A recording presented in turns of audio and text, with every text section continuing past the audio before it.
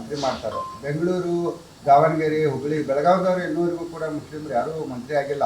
ಆಗಬೇಕನ್ನೋದು ಬೆಳಗಾವಿ ಎಲ್ಲ ಸಮಾಜದವರ ಒಂದು ಡಿಮಾಂಡ್ ಇದೆ.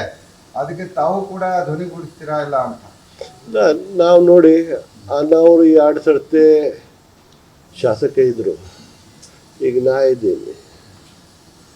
ಕೇಳೋದೇನು ತಪ್ಪಿಲ್ಲ, ಏನು ತಪ್ಪಿದೆ ಕೇಳ್ತೇನೆ.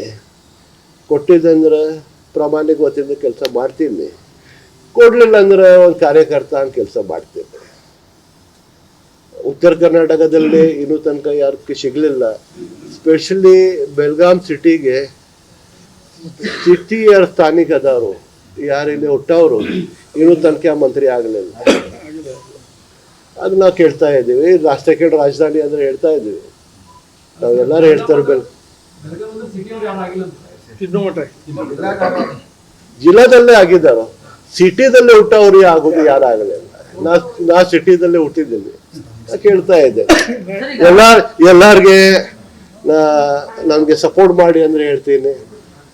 ಈ ಟೂರ್ನಮೆಂಟ್ಗೆ ಸಪೋರ್ಟ್ ಮಾಡಿ, ಎಲ್ಲ ಕೂಡ ಬಾಬಾ ಸಾಹೇಬ್ ಅಂಬೇಡ್ಕರ್ಗೆ 1 ವರ್ಷ ಪೂರ್ಣ ನಾವು ಜಯಂತಿ ಮಾಡಿ, ಕಲ್ಚರಲ್ ಪ್ರೋಗ್ರಾಮ್ಸ್ ಮಾಡಿ, ಅವ್ರಿಗೆ ಅವ್ರದ್ದು ಏನು ಸ್ಟ್ಯಾಂಡಿಂಗ್ ಇದೆ ಆ ಸ್ಟ್ಯಾಂಡಿಂಗ್ನ ಅವ್ರಿಗೆ ಹಾಕಿ ಅವ್ರ ಕುಟುಂಬ ಕೊಡೋನು.